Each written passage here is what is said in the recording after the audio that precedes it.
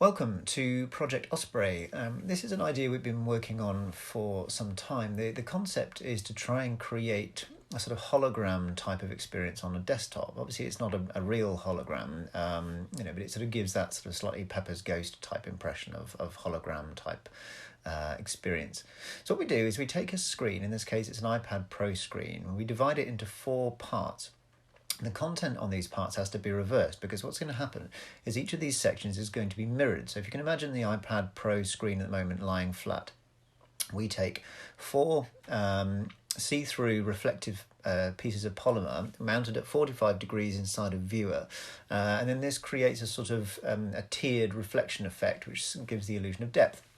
Obviously, at this stage in the project, we were hoping to have these viewers 3D printed, and we have a specific polymer that we're going to be using, which is very see-through and very reflective. As you can see, we're still at the project mock-up stage, we're not quite as far along as we'd hoped to be at this stage, but you do still get the idea of what the technology might be able to achieve. So this is what it looks like in its pure form. This was made by one of our first years, Gabia.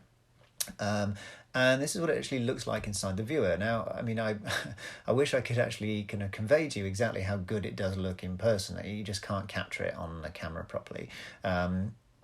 But what we've been trying to do, this one's been made by one of our second years, Kurt, is using kind of quite sparse, quite minimal, punchy visuals, so like these atmosphere textures, the bright colours, the lights, that sort of thing. We have actually tried doing slightly more ambitious stuff like this helicopter and building experience, but what we've noticed obviously is when it gets a bit too complicated, it gets quite cluttered. So these sorts of experiences like this band mock-up, we seem to work best with the sort of lasers and that sort of thing, those sorts of effects, when it's quite minimal and quite sort of bright, punchy visuals.